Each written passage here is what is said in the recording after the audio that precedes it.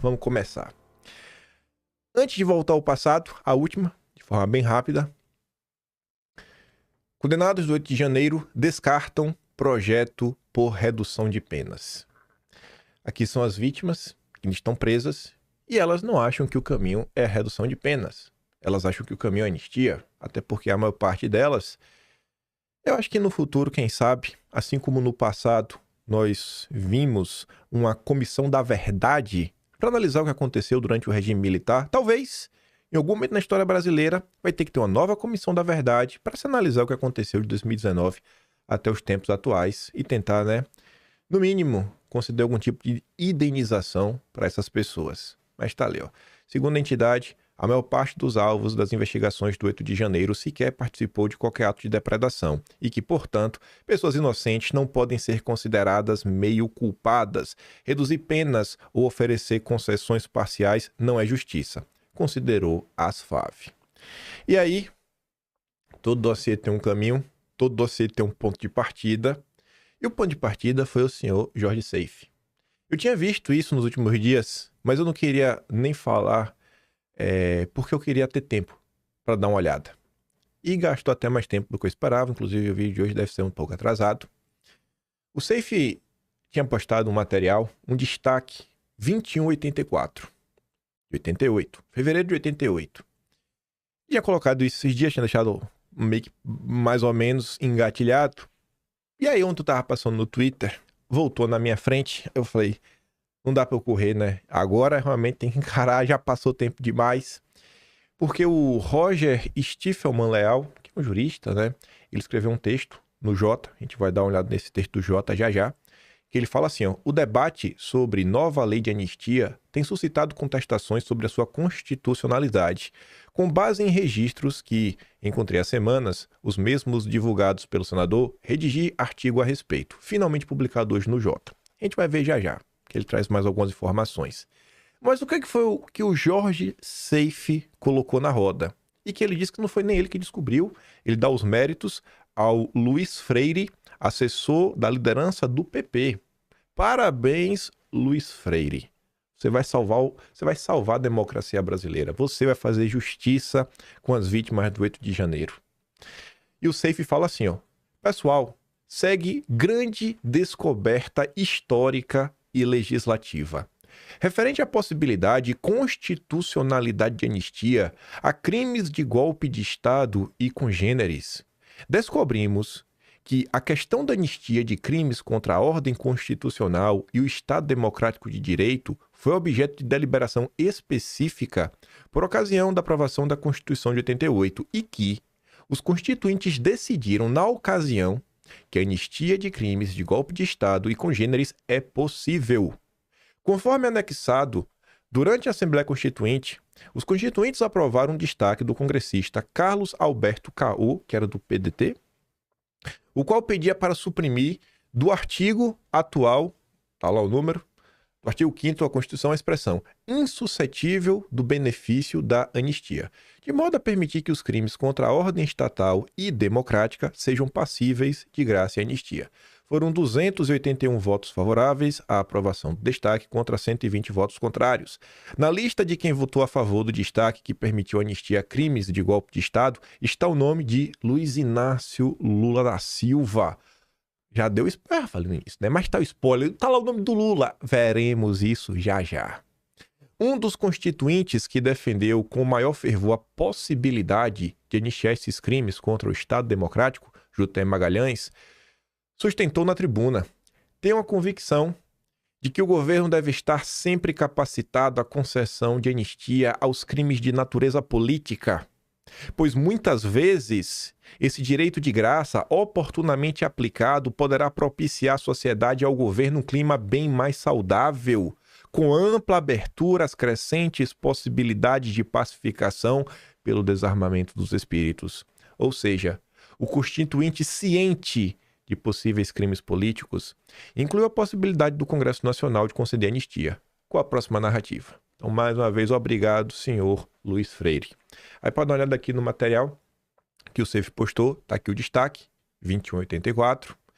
Requeiro, nos termos do artigo 7º da resolução, destaque para aprovação da emenda número 2P00655-8 da Constituinte do Carlos Alberto Caô, retirada da emenda à expressão e insuscetível do benefício da anistia. Tira essa parte, que não pode ter anistia. Pode sim. E tá aqui, ó, o texto. Senhor presidente, requeiro nos termos,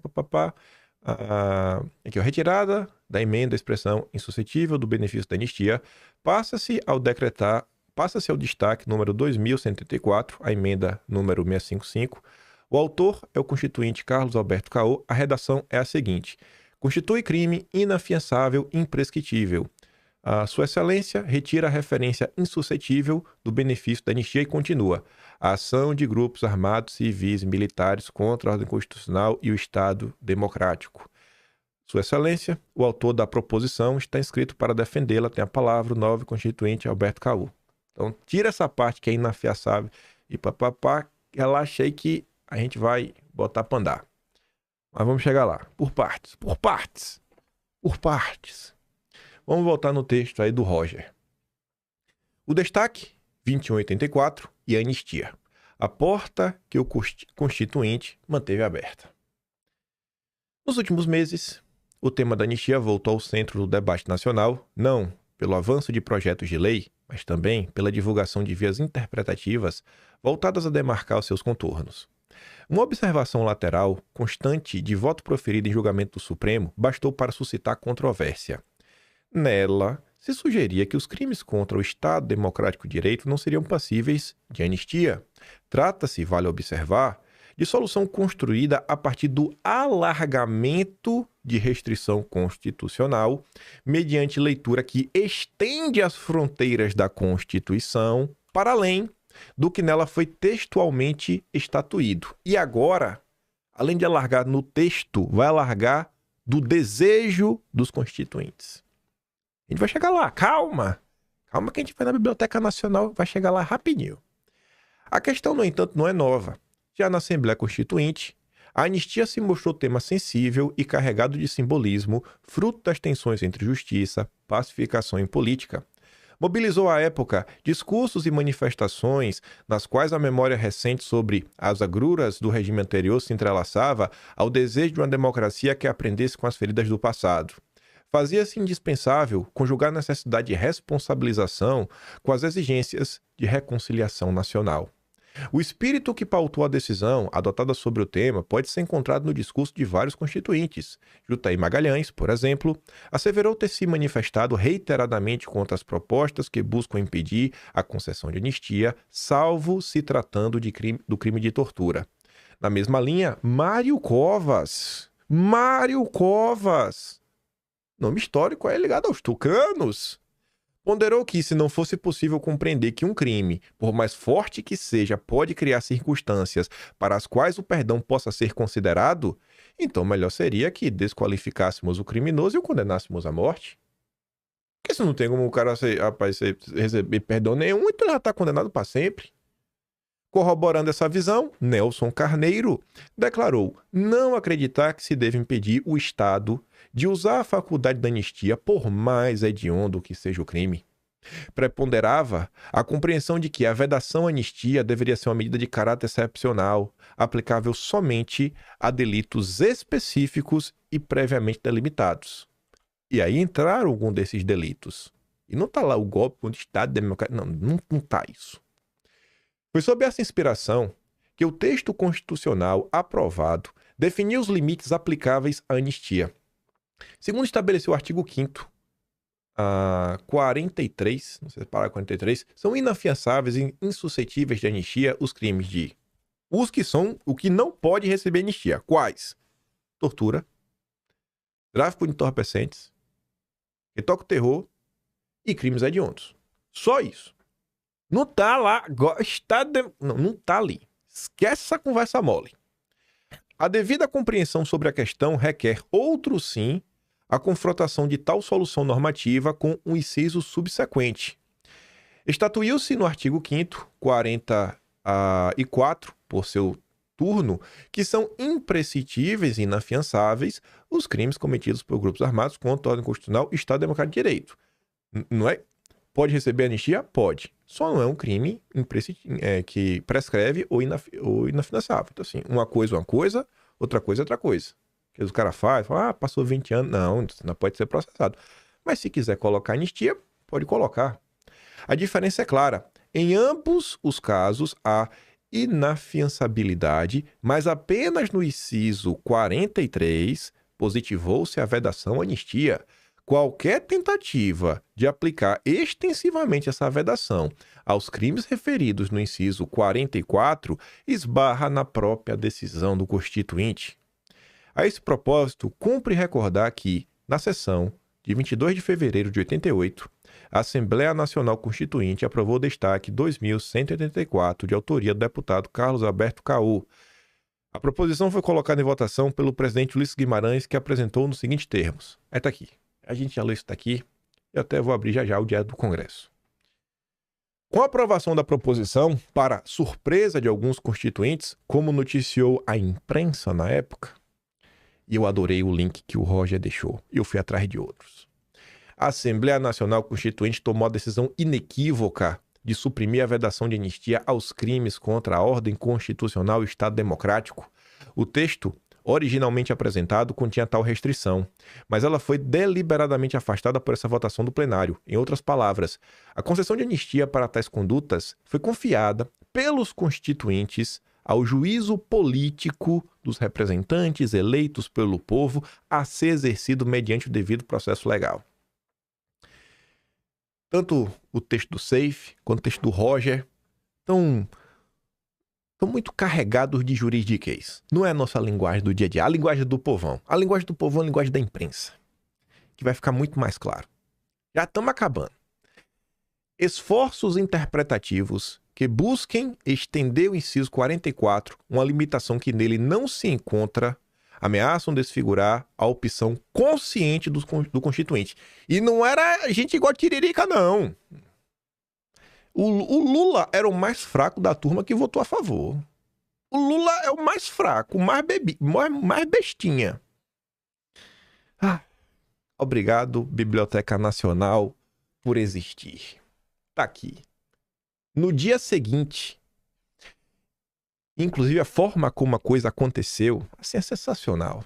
Aquela notinha de bastidor, quem sabe aí teria saído na Mônica Bergamo. E aí, Mônica Bergamo, você poderia ser o responsável por isso. Aquela notinha ali, ó, 2 parágrafos.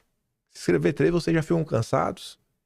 Tribuna da Imprensa, 23 de fevereiro de 1988. Naquele pedacinho ali, ó, tá no site oficial da Biblioteca Nacional. A Constituinte aprovou ontem emenda aditiva do Carlos Alberto Caú, tornando o crime inafiançável e imprescritível a ação de grupos armados, civis e militares contra a ordem constitucional e o Estado democrático. Ela foi aprovada por 281 votos, 120 contrários, 20 abstenções. E olha só agora, essa emenda foi votada após um acordo. A emenda que foi votada foi para falar que esses crimes são inafiançáveis e imprescritíveis. Crimes de grupos armados contra a ordem constitucional e o Estado democrático. Isso foi votado após um acordo. Com o acordo, tendo Carlos Alberto retirado de seu texto original parte que tornava também insuscetível de anistia a ação de grupos armados. Eu vou tirar... Tiramos a parte que tornava insuscetível de anistia. A gente tirou a parte que proibia anistia. Tá claro? Tá claro? Em português do povão. Se não tá claro, vamos pro pioneiro. 23 de fevereiro de 88. Para surpresa de muitos, emenda aditiva é aprovada. Texto bem padrão, igual ao outro. A Constituinte aprovou ontem emenda aditiva de Carlos Alberto Caú, tornando crime inafiançável e imprescritível a ação de grupos armados, civis e militares contra a ordem constitucional e o Estado democrático. Aí vem, 281 votos favoráveis, 120 votos contra, 20 abstenções. A emenda foi votada depois do acordo entre as diversas lideranças, tendo Carlos Alberto Caú retirado do texto original a parte que tornava também insuscetível de anistia a ação de grupos armados. Tiramos essa parte, porque tem que ter anistia. Pode ter. Foi o que a gente fez. Foram os constituintes, irmão. Os pais fundadores da Sexta República.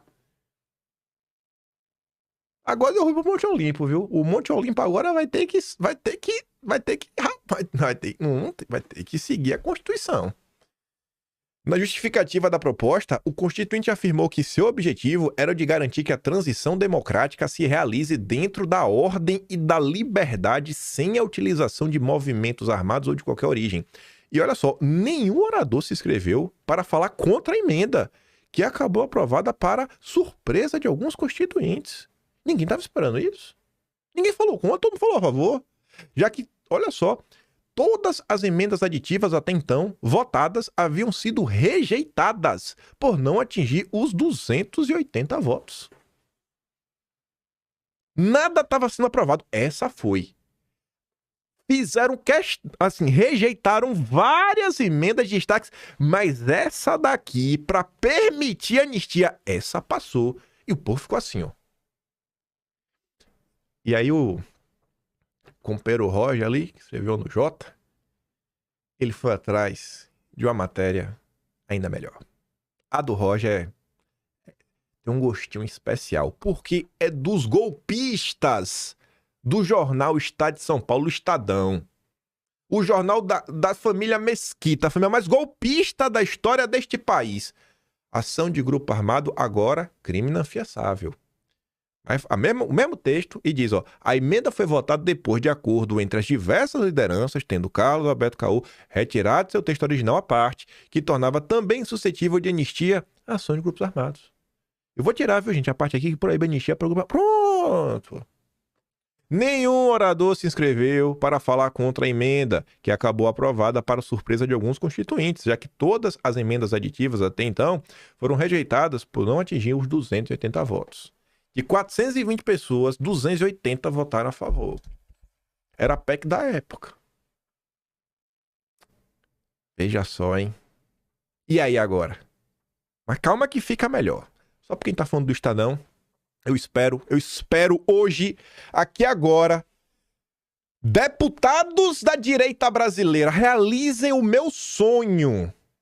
Expor o Estadão, lembrar do passado golpista deste jornal, explicando por que a família Mesquita é a família mais golpista deste país, envolvida dentro do golpe de Estado da República, esses desgraçados que tá ali, ó, golpistas não merecem perdão. Merece, porque vocês mesmos noticiaram no dia 23 de fevereiro de 1988. Então cala a boca, que vocês serão responsabilizados um dia nesta vida. Vocês e a família Marinho. Tá ali, ó. Concordo com a frase, golpista não merece perdão. Todos os jornalistas do Estadão devem perder o emprego e fechar o jornal golpista. Parabéns, Alan dos Santos. Menos que isso aqui, não dá para tratar o Estadão. Mas vamos voltar. Fico nervoso com o Estadão. Diário da Assembleia Nacional Constituinte. Vamos dar uma olhada? Vamos atrás do Lula. Lulinha. Lulinha. Tu votou, agora aguenta. Tu votou, Lulinha. Agora tu aguenta. Tá aqui, ó. Vamos começar. Ó. Não sei se tá dando pra ler. Também que já tá bom, né? Requerimento de destaque. 2184. Aqui, né? O texto lá, o print que a gente já tinha mostrado mais cedo, ó, Sua Excelência retira a referência insuscetível do benefício da anistia e continua, né? Vai lá. Aí tem aqui o Carlos Alberto Caô, seu presidente, seus constituintes, estou aguardando que sejam concluídas as manifestações do José Genuíno, do PT. Ei, Genuíno. Ah, esse Genuíno, viu? Liz Guimarães. Não, nós aqui estamos aguardando a palavra de Vossa Excelência. Pode falar, tá bom. Seu presidente, nobres constituintes, seu relator, constituinte Bernardo Cabral. Eu tenho um grande apreço pelo Bernardo Cabral. E ele votou sim. Gosto de você ainda mais, Bernardo Cabral. O destaque é a emenda que ora submetemos. Aí tá lá 3 pontinhos. Peço atenção da casa para o orador. A apreciação deste plenário está diretamente relacionada com a conclusão do processo de transição democrática, através da promulgação de uma Constituição que estabeleça as bases para a experiência, prática e a convivência democrática. Este é o desafio que está colocado diante de todos, independentemente de nossas siglas partidárias, bem como independentemente das concepções ideológicas de cada um de nós assuma no que se refere à organização do Estado, da sociedade, da economia. Postando na possibilidade, às vésperas, vai ver aquele discurso, né? Toda a ladainha. Outra fonte de inspiração é exatamente a experiência histórica dos países recém-saídos de regimes autoritários. Então, veja só, a turma que hoje aí tá no pitaco, não é porque vai acontecer isso que outro. Não. Esses rapazes aqui viveram numa época de autoritarismo, o mundo bipolar, né, ditaduras, e ainda assim eles votaram para permitir a anistia. Aí fala, custou da Espanha, portuguesa, grega, cria uma instituição desse mecanismo de defesa do Estado democrático e da sociedade civil democrática. Quando esse destaque e essa emenda se referem à necessidade de estabelecer e se definir como crime ação de grupos armados civis ou militares contra a ordem constitucional e contra o Estado democrático, nós também defendendo, sobretudo, o exercício do direito à cidadania. Estamos defendendo de modo especial a mais ampla manifestação dos organismos, dos órgãos e dos movimentos criados e gerados pela sociedade civil. Não se trata, portanto, senhor presidente, de defender apenas formalmente a organização representativa. Trata-se de estabelecer, através da Constituição, que os mecanismos de participação popular que hão de transformar a democracia brasileira na democracia governante, na feliz definição de Jorge Bourdieu, estejam assegurados através da aprovação desse destaque, dessa emenda. A promessa e a aposta que nós realizamos é a viabilidade de termos, através desses mecanismos, a possibilidade e a perspectiva de realizar a revolução democrática dentro da ordem capitalista, efetivando as transformações sociais dentro da ordem. Então, o cara é meio lacrador, né? Este é o princípio em que se lastreia a nossa emenda e o nosso destaque. Por isso pedimos a aprovação. Aí está Luiz Guimarães, a proposição de Caô, com a expressão que Sua Excelência retirou, que é de conhecimento da casa, tem parecer favorável do relator. O relator, Bernardo Cabral, brabíssimo. Esse cara, vou falar dele já, para quem não lembra dele. Voltaremos à proposição do constituinte Carlos Alberto Caô. Registrem os códigos de votação. Sim, aprova o destaque, ou seja, aprova para permitir anistia. Não rejeita. A possibilidade de abstenção. Acionem simultaneamente o botão preto no painel e a chave sob a bancada, mantendo-os pressionados até que as luzes se apaguem. Procede a votação. Votou. Resultado: 280 sim, 120 não, abstenção 20. Quem votou sim, votou pela anistia. Vamos lá. Aí eu separei aqui o nome. Tem vários nomes. Sim, não, abstenção, sim, não, papapá, pipipi. Aí vem pra cá. Quem é Bernardo Cabral? Além de relator da Constituinte, o Bernardo Cabral, ele teve um papel importantíssimo no Brasil contra o Instituto Hudson e o projeto dos Grandes Lagos, que visava basicamente dividir a Amazônia com vários lagos, que já são meio que espécie de uma fronteira natural, dividir para conquistar, né? Tu já entendeu o processo. Foi um ataque gratuito à soberania nacional brasileira, que graças a Deus o Bernardo Cabral ficou contra. Um deputado lá do Amazonas, e que, mais uma vez, está do lado certo da história. Parabéns, Bernardo Cabral. O senhor é brabo. Aquele ali, me parece, posso estar errado, mas me parece que é o pai de Rodrigo Maia, né? César Maia. Sim. Eita! E aí, Rodrigo Maia? Esse é teu pai, é? César Maia? Que votou sim? Ah, pai. Pai do Rodrigo Maia, viu? Aí vamos pra cá. Deixa eu dar um zoom maior pra gente não pular o nome nem. Não dá pra dar um zoom mais do que isso, não. Eita, olha esse aqui de amarelo.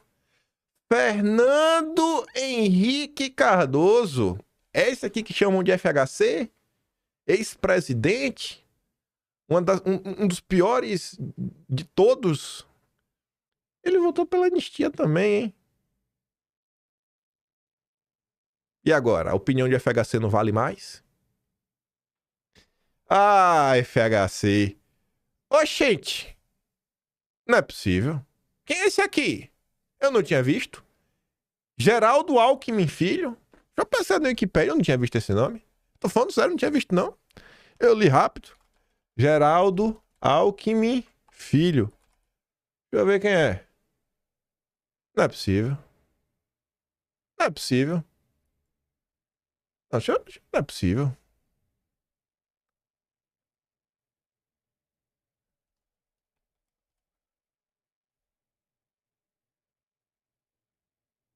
Não é possível.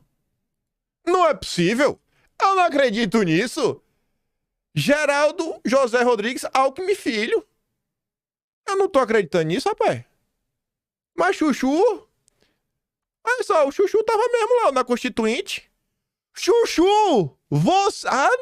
O presidente e o vice-presidente do Brasil são a favor da anistia.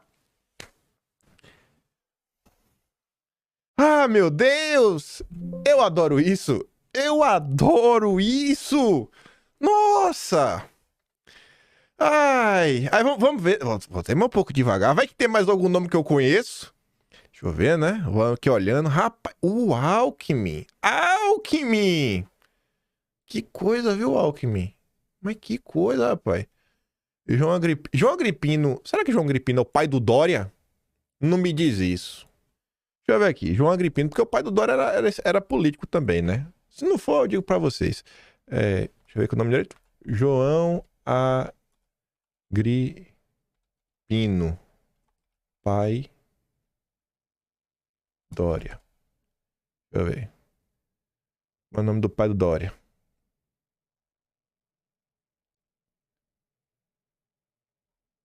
Qual era o nome do João Dória?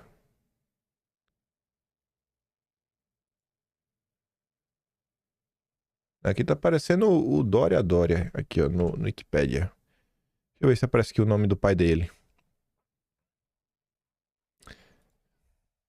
Ctrl F. Agripino.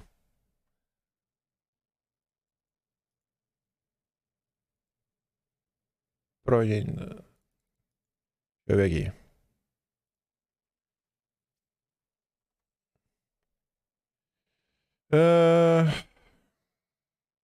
Esse aqui, né? O Dória Dória. João Agripino. Constituinte. Deixa eu ver. É isso aqui mesmo, ó, João Agripino. Eu acho que o pai do Dória, viu? Não. Deputado federal senador e governador da Paraíba. Eu acho que é outro, viu? João Agripino. Será que esse aqui é o pai? Não é o pai do Dória, não. Acho que é outro. Ah, enfim. Esse aqui não é o pai do Dória, não. Mas o outro era o Alckmin, viu? O outro era o Alckmin. Aí tem mais aqui. José Agripino. Acho que é José Agripino. Eita, rapaz, tá. O pai do Dória é José Agripino, né? Não, João Agripino também. É o nome completo do Dória. Ah, deixa eu ver aqui. José Agripino.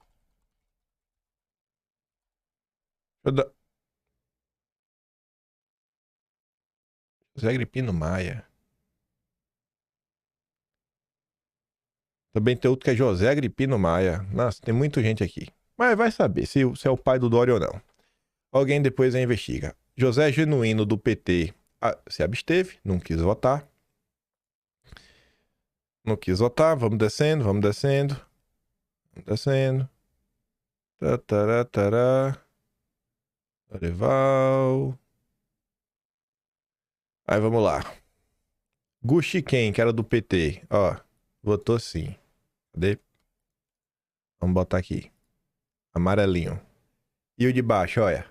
Luiz Inácio Lula da Silva. É Lula pela anistia. Lula da Silva pela anistia, Lula. Mas não para por aí. Olha o chefe. O chefe não, né? Que o homem não tem chefe. O homem que indicou Alexandre de Moraes para o Supremo, Michel Temer, também é a favor da anistia. O ex-ministro do Supremo, Nelson Jobim, também é a favor da anistia? Rapaz. E aí? E aí? E agora, hein? E agora? Agora vai ter que ter anistia, né, gente? Agora não tem mais o que fazer. Mas que coisa. Aí tem mais nome aqui também, ó. Tem que parar pra dar uma olhada. Aí tem aquela declaração de voto. Aí o pessoal ainda falando de destaque. Fernando Lira, os constituintes votaram a favor. Papapá. Deixa eu dar um... Olha o Nelson Jobim, ó. Vamos ver o que o Nelson Jobim falou. Dentro do bloco, não destacadas, posição a votar contra o bloco, que é a emenda 773, aqui já é outra coisa já. Aqui ele já tá falando de outra coisa, o Nelson Jobim. Aqui o Jutem Magalhães. Aqui ele tá falando aqui. Neste plenário, temos manifestado reiteradamente contra as propostas que buscam impedir a concessão de anistia em determinados casos, salvo se tratando do crime de tortura, mesmo de inspiração política, mas profundamente atentatório à dignidade da pessoa humana. Tenho a convicção de que o governo deve estar sempre capacitado à concessão de anistia aos crimes de natureza política, pois muitas vezes esse direito de graça, oportunamente aplicado, poderá propiciar à sociedade e ao governo um clima bem mais saudável, com ampla abertura às crescentes possibilidades de pacificação pelo desarmamento dos espíritos.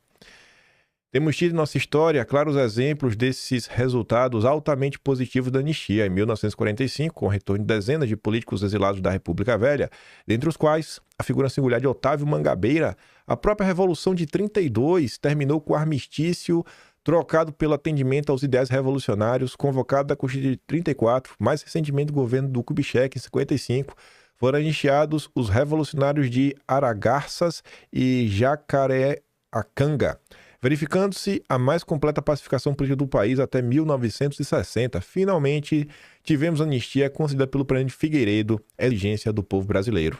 Não podemos esquecer o que ocorreu recentemente no Rio, quando o atentado do ônibus, Sarney, foram rapidamente esquecidas com as explicações políticas e institucionais. Esquecida aquela hostilidade que misturou fomentadores da baderna e pessoas inocentes. Ao relembrar esses fatos, quero marcar minha posição no sentido de que acompanharei e votarei os dispositivos constitucionais referente à matéria defendendo a anistia em sua atual graça, soberano direito de graça, perpétuo silêncio dos atos praticados. Era o que eu tinha a dizer, senhor presidente. E aí? E aí, amigo? Fala aí agora da anistia. Deixa eu dar uma pausa aqui. Eu não pesquisei. Deixa eu ver se a Globo noticiou na época. Deixa eu dar uma pausa aqui. Só mostrar logo, né? Só mostrar logo. Jornal O Globo, País, página 3, 23 de fevereiro de 1988. Essa aqui era a página da Globo. Olha cá, ó. Carta prevê rigor contra a ação de grupos armados. E o que é que fala? A mesma coisa que a gente já viu nas outras notas, ó. Ao encerrar ontem a votação dos artigos que tratavam dos direitos e garantias individuais da Assembleia Nacional Constituinte, aprovou a emenda que considera crime inafiançável e prescritível a ação de grupos armados, civis e militares contra a ordem constitucional do Estado de Direito. Foi a única emenda aditiva ao capítulo 1 do título 2 aprovada. Hoje, o plenário começa a votar o capítulo 2, que trata dos direitos sociais. Ao encaminhar a emenda, seu autor, o deputado Carlos Alberto Oliveira, do PDT do Rio de Janeiro, afirmou que a transição democrática pode se realizar através da ordem sem a utilização de movimentos armados. Para conseguir aprovação, ele retirou do texto... Obrigado, Rede Globo! O melhor de todos os textos foi o da Rede Globo, porque, nossa, insuscetível. Insuscetível é uma palavra muito difícil. Eu não gosto dessa palavra. Vamos dar um zoom gigantesco aqui. Vamos dar um zoom gigantesco. Para conseguir aprovação, ele retirou do texto a parte que impedia a anistia para esse crime. Palavras que todos entendem. Obrigado, Rede Globo. Tá aí. Tá aí. Mais um. Mais um! A Globo, o Estadão, o Lula, Michel Temer, Alckmin e FHC. Falta mais o quê? Vai me falar que o Olimpo sabe mais do que Lula, Alckmin, FHC e o Temer. E a Globo e o Estadão juntos. Aqui foi a vontade da maioria, né? Os pais fundadores da Sexta República Constituinte. Ai. Ainda tenho que aguentar gente como o senhor Flávio Morgenstern, né? São só prints. Só print, né, Flávio Morgenstern? Vocês aí, da sua tropa aí, vocês podiam estar comentando sobre isso, né, cara? A direita aí maravilhosa que me odeia. Posso fazer nada. Falta o quê? Só peço para você, de coração, nesse momento aqui, já abro a sessão. Se você achou, o que você achou de importante, às vezes volta. Não precisa nem compartilhar o vídeo se não quiser, mas bate um print, sabe? Traga isso para o debate público. Ajude a divulgar. Se alguém quiser saber com um pouco mais de detalhes, fala, não, o Kim falou sobre isso daí, mas não faço questão de receber o mérito, até porque eu não estou falando nada demais. O grande pai de tudo isso daqui, deixa eu pegar o nome dele aqui certinho de novo. Não, peraí. Até voltar aqui já. Foi o cara ali, ó. O Luiz Freire, assessor da liderança do PP. Esse é o...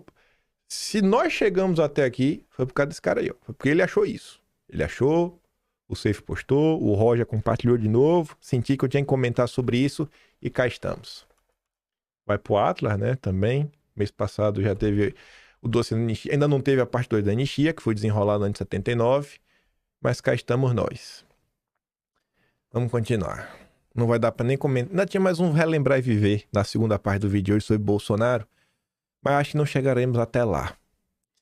Pois bem, para falar agora dos homens que dizem que a anistia é inconstitucional, um deles, o senhor Gilmar Mendes, estava ontem no lead do Dória, defendendo que o Congresso aprove lei anti-embargos contra os Estados Unidos.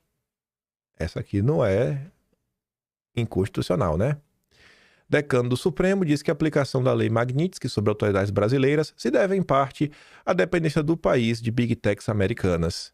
O decano, Gilmar Mendes, definiu nesta terça que o Congresso discute e aprove a lei anti-embargos para fazer frente a sanções potenciais e tarifas secundárias impostas pelo Trump ao Brasil. O objetivo, explicou o ministro, seria proteger as autoridades e também aquelas chamadas entidades que sofrem sanções secundárias, como bancos e prestadores de serviços. Mendes citou a aplicação da Magnitsky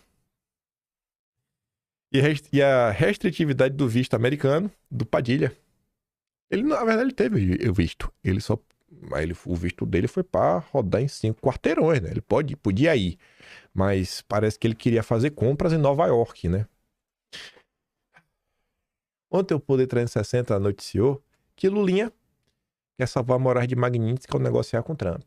Vai estar na roda aí, né, dos objetivos do Lula negociar para salvar a democracia brasileira. Bom, aí o Renato comenta, não é surreal o Lula achar que está em posição de negociar alguma coisa. O pior nem é isso, é ver a Faria Lima acreditar. A turma do Dedé. Se o Lula quer salvar Moraes, Eduardo e Paulo Figueiredo querem sancionar mais ministros. Segundo Pablo Giovanni, os Estados Unidos avalia que novas sanções a ministros do Supremo serão inevitáveis e fala aí que já teriam ao menos 2 magistrados na lista de possíveis novas sanções. Quem? Gilmar Mendes e Flávio Dino. A avaliação de interlocutores que atuam junto ao governo americano tem acesso direto às autoridades responsáveis pelas sanções. O entendimento é que os precedentes aplicados abrem margem para medidas contra ministros que apoiam publicamente Alexandre de Moraes. Entre os nomes que chegaram à mesa do governo americano por sugestão desses interlocutores estão Flávio Dino e Gilmar Mendes. Falando do Flávio... esqueci. Antes de falar do Flávio Dino, só um breve parêntese.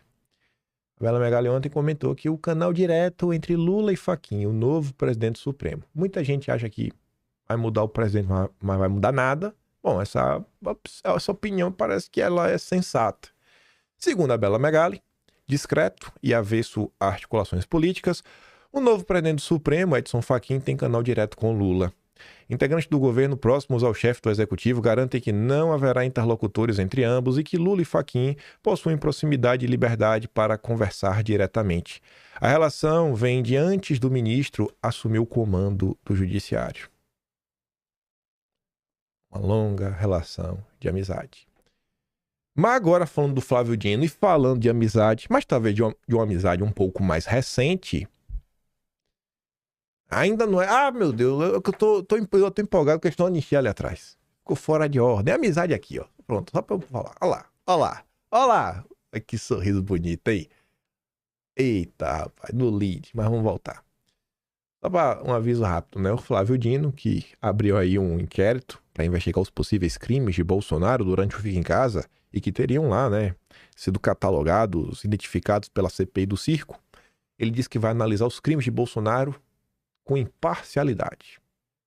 Eu não esperava outra coisa de um ministro técnico, 100% técnico, tudo muito técnico. Aí, continuando na técnica, Olha o João Dória. O ministro Dino deu um verdadeiro show no terceiro Brasília Summit. Em sua fala abordou tecnologia, inteligência artificial, os desafios das fake news, mostrando como o Brasil pode avançar com inovação, mas com responsabilidade. Aí o Caião brinca, no final do dia, todos eles acabam sendo a mesma coisa. E são o quê? O anti-Lula, o anti-PT. O Dória já foi o antipetista, o Alckmin já foi o antipetista. Ai, quem é o que pensa como vai atuar Geraldo Alckmin, o escolhido do PSDB para enfrentar o presidente nas urnas? E para falar sobre ainda energia, né? E sobre o movimento antipetista, que está tentando mais uma vez se reciclar, vamos dar um bisu em algumas coisinhas que andaram rolando. Ontem, cabeça de caixa d'água, conhecido como Ciro Nogueira, que está cada dia a marcar olho. Eu não sei o que está acontecendo com ele. Está num processo aí de virar o Nestor Severo. Era assim, Nestor, né? É o Severo, aquele dos 8 tortos da Petrobras. Foi lá na Globo News. Lacrar e fala loucura. Estamos perdendo muito tempo e muito esforço nessas discussões inúteis que só fazem nos dividir. Ciro Nogueira está preocupado com a divisão da direita. Cadê meu telefone? Vamos ouvir, né? É momento de união, gente. Pelo amor de Deus. Vocês aí dividem na direita, pô. Momento de união, pô. Ai, ai. Cadê? Vai lá, Ciro. Eu odeio quando faço isso. Dou play. Eu tento dar play, não dá play. Eu não tô dando play. Deixa eu dar pausa pra não gastar o tempo de vocês. Pronto, voltei. No final de semana, o senhor disse que, abre aspas, já está passando de todos os limites a falta de bom senso na direita, fecha aspas. E aí eu fiquei com a dúvida de quem o senhor estava falando, sobre quem o senhor estava falando. Boa tarde, é um prazer estar com você. Eu acho que é para o centro e a direita como um todo, não foi especificamente contra ninguém. Que houvesse uma união, uma discussão interna nos partidos que compõem essa base política, para que a gente centre esforços no nosso principal adversário, que é o Partido dos Trabalhadores e o presidente Lula.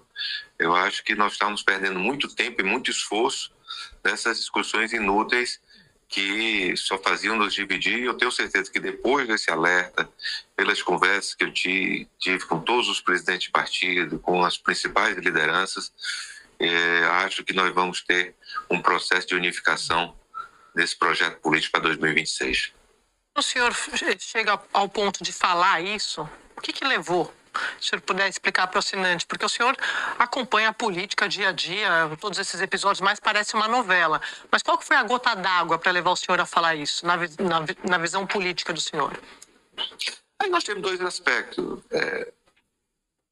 André. Tanto essas discussões inúteis por disputa de espaços, né, de visões diferentes, que isso é natural e nós temos que respeitar. Também há uma tentativa na máquina do próprio governo de ressaltar muito essas discussões e essas divergências. Mas eu acredito que pelas conversas que eu tive nos últimos 4 dias, e estamos ter até o final dessa semana, o processo de unificação desse projeto é irreversível. O projeto é irreversível, né? Qual o projeto? Agora vamos saber qual o projeto do Ciro Nogueira. Vamos saber qual o projeto dele. Tô esquecendo dos meandros do vídeo. Ainda esperando os medalhões da democracia e o pessoal da União da Direita, né?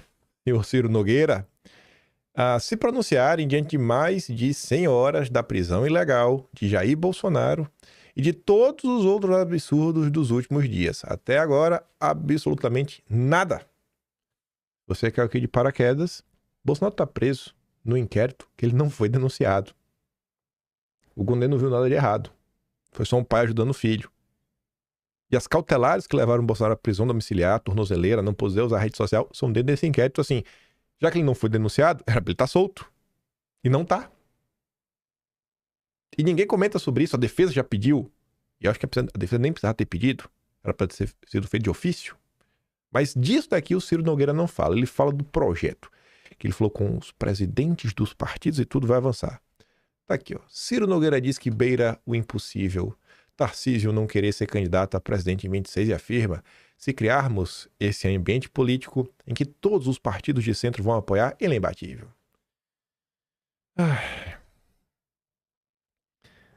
Reforçando, o senhor acha que o governador Tarcísio vai ser candidato à reeleição em São Paulo ou vai colocar o nome dele como possível candidato a presidente? Eu estava presente no dia que o governador Tarcísio, no Palácio Planalto ainda, foi chamado para Bolsonaro para discutir a candidatura dele. O Tarcísio ia ser candidato eleito, praticamente nomeado por Goiás, com apoio do governador Caiado, e o presidente Bolsonaro deu a missão dele disputar o governo, ele nem discutiu, cumpriu essa missão. O Tarcísio só vai ser candidato a presidente se tiver o apoio do presidente Bolsonaro. Isso aí ele jamais trairia o presidente Bolsonaro. Agora, se nós todos, não só o Bolsonaro, demos essa missão a ele, eu não tenho dúvida que ele será eleito até com certa facilidade. Mas e se ele não quiser ser candidato, o senhor acredita nessa avaliação do próprio governador? Olha, se ele não quiser candidato, ele não vai ser, mas todos os partidos de centro vamos apoiá-lo. Ele tem o apoio do presidente Bolsonaro. Ele hoje tem 40% de desconhecimento, tem 20% também de rejeição do que o Lula. Ele está empatado nas pesquisas, numa eleição tão polarizada, ele é imbatível. Então ele não vai deixar de ser presidente da República e fazer as transformações que esse país precisa. Mesmo com alguém da família Bolsonaro na vice? É uma discussão que nós vamos ter. O senhor defende isso ou o senhor acha que não? É melhor um nome... Isso aí é uma discussão que nós vamos ter depois de escolhido o candidato. Eu acho que fica muito complicado você já começar a discutir quem é o vice antes de escolher qual é o candidato, qual é o perfil do candidato, quem se somou. Vou dar um exemplo. Na eleição passada, eu mesmo, que o presidente Bolsonaro, quando eu era candidato à reeleição, eu defendia que, naquela época, a candidata fosse a senadora Tereza, que se ela tivesse sido a candidata, teríamos ganho a eleição. Né? Então, é uma discussão que nós vamos ter. O candidato a vice, a primeira coisa, não pode trazer rejeição, não pode trazer nada que pese para a candidatura, mas é uma discussão que tem que haver só depois de ser escolhido o candidato. O senhor acha que o candidato a vice não pode trazer rejeição, que é o que vocês acusam Bolsonaro de trazer, quem tem o nome Bolsonaro, né? Trazer rejeição. O plano do Ciro Nogueira segue sendo o mesmo. Colocar o Tarcísio e ele ser o vice. Tarcísio pode falar 1000 vezes que não vai ser, não vai ser, não vai ser. Isso aí acredita se você quiser. O Centrão não vai desistir disso. Inclusive tá ali, a mesma Andréa Sadi, depois só levou o Ciro Nogueira para falar o que ele falou em off para Andréa Sadi. Centrão quer antecipar a time de candidatura de Tarcísio e quer que Bolsonaro enquadre Eduardo Bolsonaro. Ninguém com poder de fato no Centrão ou entre empresários que têm acesso ao Tarcísio acredita na versão que o governador desistiu de ser candidato à presidência. Nos bastidores, a leitura é que os últimos movimentos são um recado direto de forma de pressão a Bolsonaro em dois principais. Que o ex-presidente enquadre seu filho e que o time da indicação para 26 seja antecipado para já. Na avaliação de líderes do Centrão, o principal obstáculo para a viabilidade da candidatura de Tarcísio não é Bolsonaro, mas sim a ala radical do bolsonarismo. Liderada pelo Eduardo Bolsonaro, Bolsonaro que é problema para Tarcísio não é o Jair, é o Eduardo, diz um cacique do Centrão, Ciro Nogueira. Tarcísio é alvo constante dessa ala, que gostaria que ele sinalizasse mais radicalismo. Radicalismo, assim, Tarcísio, nomeia alguém, cara, de direita, sabe? Ai, como é radical! Cadeirudo, não vende as empresas brasileiras para BlackRock, para o Daniel Dantas. Ai, que radical! Cadeirudo, esquece essa história aí que dinheiro não tem carimbo. Ai, como é radical! Então, assim, qualquer coisa que você pede é muito radical. Ó, abandono na agenda SG. Não, é muito radical. Aquela secretária mesmo do meio ambiente, minha Nossa Senhora. Tudo é radicalismo. O que ele não está disposto a fazer, está todo mundo vendo também. Por isso, o recado do Centrão a Bolsonaro é para que ele enquadre o filho e controle os seus radicais, garantindo que Tarcísio possa ter o apoio do ex-presidente sem sofrer com fogo amigo. O segundo ponto da pressão do Centrão é sobre o cronograma. O grupo quer que Tarcísio seja oficializado como candidato de Bolsonaro agora e não no tempo de Bolsonaro. O objetivo, segundo a apuração, é evitar reeditar 2018, em uma referência direta ao que aconteceu com Lula e Haddad.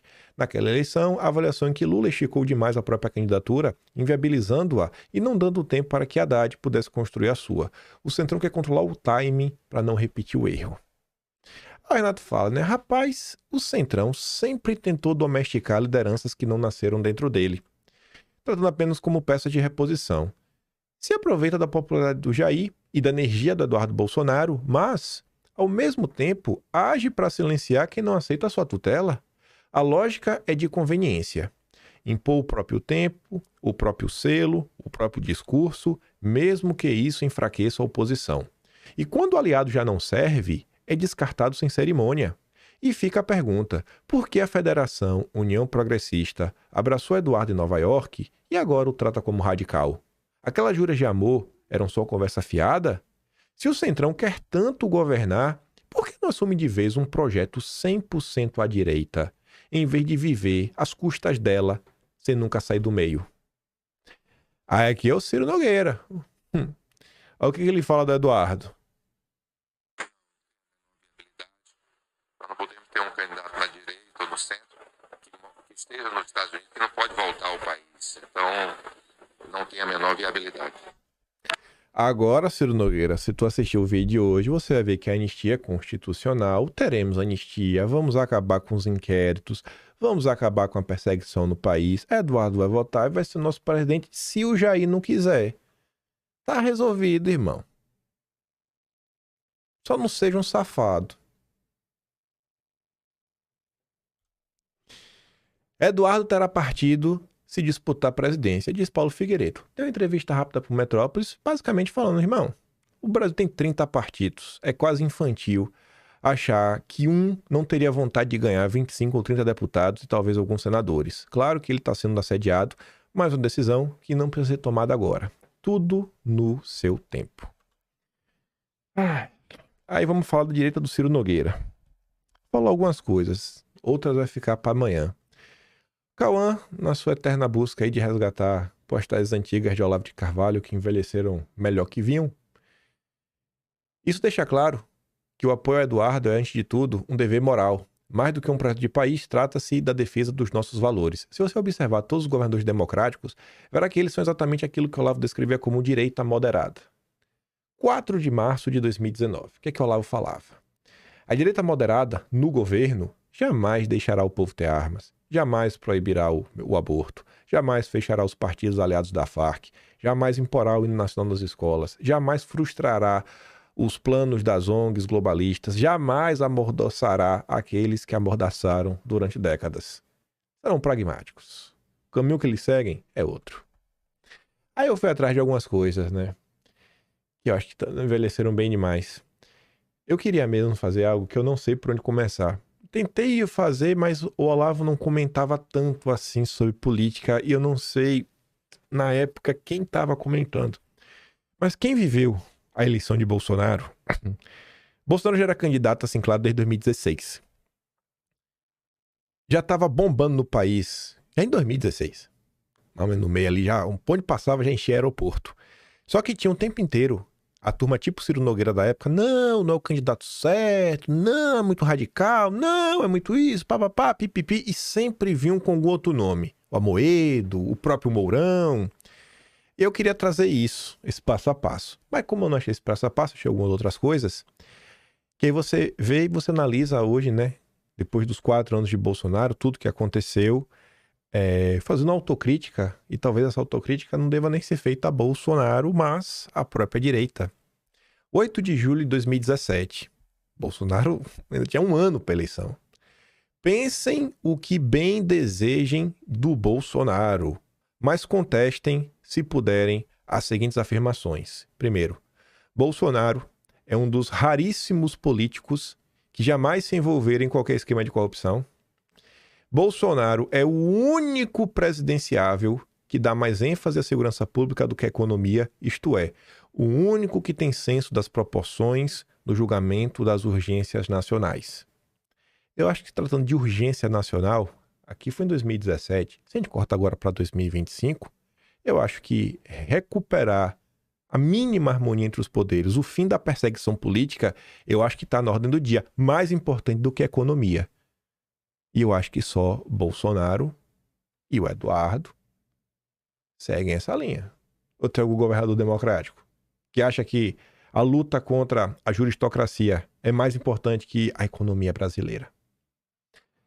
Bolsonaro é o único presidenciável que jamais cortejou a elite esquerdista hegemônica, muito menos a mídia. Tem algum dos governadores democráticos que briga com a imprensa? Algum deles a imprensa não gosta?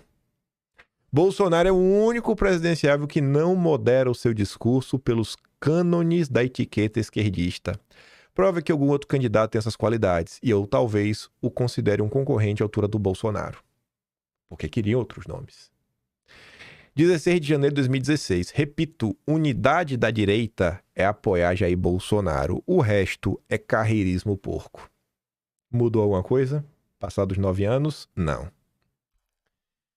13 de fevereiro de 2014.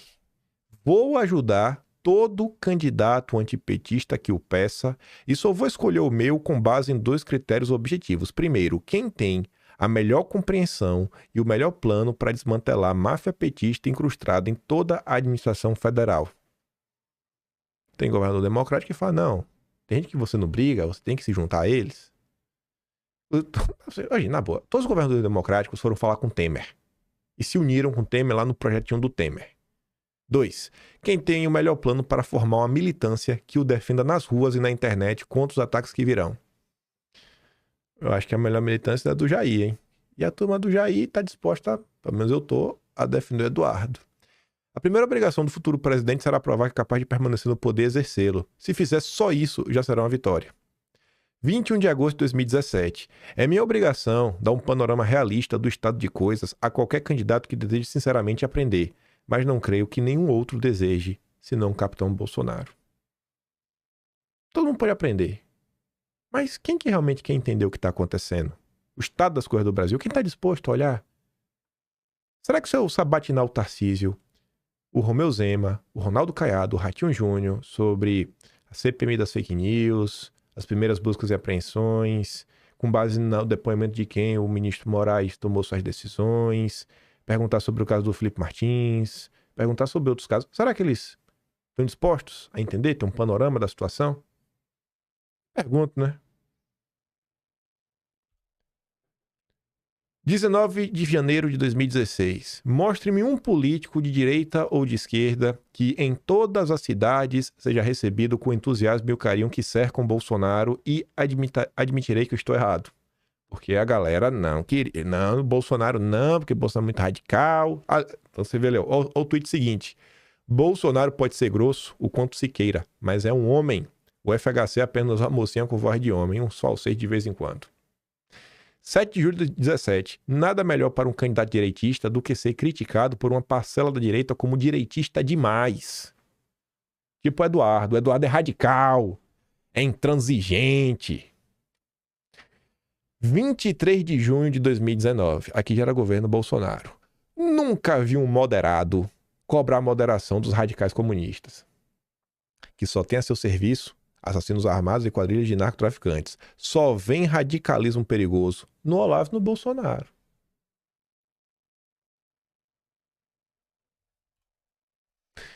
Ou o Bolsonaro ou o Foro de São Paulo. Não há terceira alternativa. Esquece a terceira via. 2 de outubro de 2018. O que mais me chama a atenção no Bolsonaro? Nunca vi outro candidato presidencial com um programa tão modesto e realista. O oposto simétrico de qualquer totalitarismo. 22 de fevereiro de 19. Só o Bolsonaro tem um projeto para o Brasil. Os outros não pensam no Brasil. Só pensam no Bolsonaro. Ah, Jair. Não. Bolsonaro não é o salvador da pátria. É apenas o salvador da honra nacional. E ele não falou isso daqui para desmerecer o Bolsonaro, não. Porque um ano depois, os que esperam mudar o Brasil, mediante a simples eleição de Bolsonaro à presidência, nada mais farão com isso, além de entregar o seu candidato aos leões. Onde é que está Bolsonaro hoje? Está preso.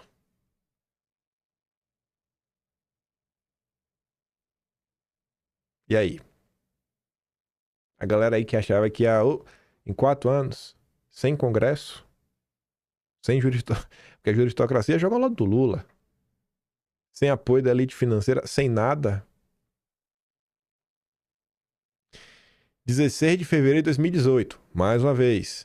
É loucura esperar que um presidente de uma nação de terceiro mundo, ou mais ainda, um mero candidato presidencial, bata de frente no esquema globalista.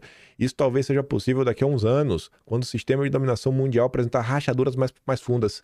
Poxa, Olavo, se o senhor estivesse vivo hoje, Trump cortou o dinheiro da Alceide, cortou o dinheiro do Ned e tá indo pra cima dos Soros. As rachaduras vieram. Agora o que é preciso é paciência e ganhar força pouco a pouco, mediante acordos bilaterais com governos nacionalistas. A prioridade nacional é a segurança pública, não uma guerra maluca de autodestruição. E olha lá tá ali, os governos nacionalistas, tipo Trump, Orbán. É porque no Brasil o pessoal tem muito preconceito com isso aí. Sabe, é uma limitação que eu vejo parte da direita brasileira. Tudo é comunismo. É nacionalismo na cabeça da direita, tudo é comunismo. Tudo se não for o liberal, conservador, que acelera, que baixa a cabeça pro Partido Novo e os intelectuais de direita, nada presta. 22 de junho de 19. Desde antes da eleição avisei que a vitória de Bolsonaro mobilizaria contra o Brasil forças internacionais temíveis e que, por isso mesmo, elegê-lo era menos importante do que formar uma militância organizada e adestrada para defendê-lo. O povo está a favor de Bolsonaro, mas ainda é apenas massa amorfa sem organização permanente. Enquanto isso, milhares de falsos amigos do presidente, e alguns meus, se aproveitam do sucesso dele para subir na escala social e poder agir contra ele mais eficazmente. Em 22, o Olavo reforçava: apoio popular não é poder. O governo Bolsonaro é a maior prova disso. Porque o pessoal falava: ai, Bolsonaro tinha o povo. Podia ter feito já no início do governo que tinha o povo. É, tinha o povo, tinha. Boa, o povo! E cá estamos nós. Tem mais uma coisa que eu queria comentar, mas cada um dos outros candidatos tem um sonho dourado, ser Bolsonaro quando crescer. É esse daqui, ó. Tem esse aqui e outro que eu tenho que comentar com calma. E tem umas coisas aqui, voltaríamos ao passado para as eleições de 46, se eu não estou enganado. Eurico Gaspar Dutra contra Brigadeiro Gomes. Mas falaremos disso possivelmente amanhã. Por hoje, a parte principal, esse achado histórico. A anistia é constitucional. Lula votou por isso. FHC votou por isso. Alckmin votou por isso. Nelson Jobim votou por isso. Grande Bernardo Cabral. Foi um bom deputado. Foi um bom político brasileiro. Estava no lugar certo. Nas vezes que eu o procurei. Ai. Dessa vez é voltar no tempo para salvar o presente, viu? Vamos que vamos. Enfim, gente, se gosta do meu trabalhinho, quiser me ajudar um pouco mais, pode se tornar membro do canal, tem um botão de valeu, tem um Patreon na descrição e tem um Atlas brasileiro, né? Que a gente vai salvar isso de forma organizada para a posteridade, como estamos fazendo quase todos os dias. 1º de outubro hoje, né? Começamos o mês com o pé direito. Começamos o mês com o pé direito. Agora não tem mais conversa de dosimetria, não me vem com esse papo. Não me vem. Esse daqui é um assunto que eu acho que quem colocou na roda foi o Safe, que na verdade foi o cara lá que achou. Eu acho que todos os parlamentares do Brasil de direita deveriam estarem letrados nisso daqui, porque eles dão entrevista, eles têm redes sociais bombadas. Inclusive, aí convido o garoto Nicolas Ferreira a fazer um vídeo lá com fundo preto, que você é muito bom em fazer, você tem um engajamento gigantesco. Faça um vídeo, Nicolas, comentando sobre isso. Quiser que eu te mande as imagens em alta resolução, fala aí, senão eu te falo com o Machado também.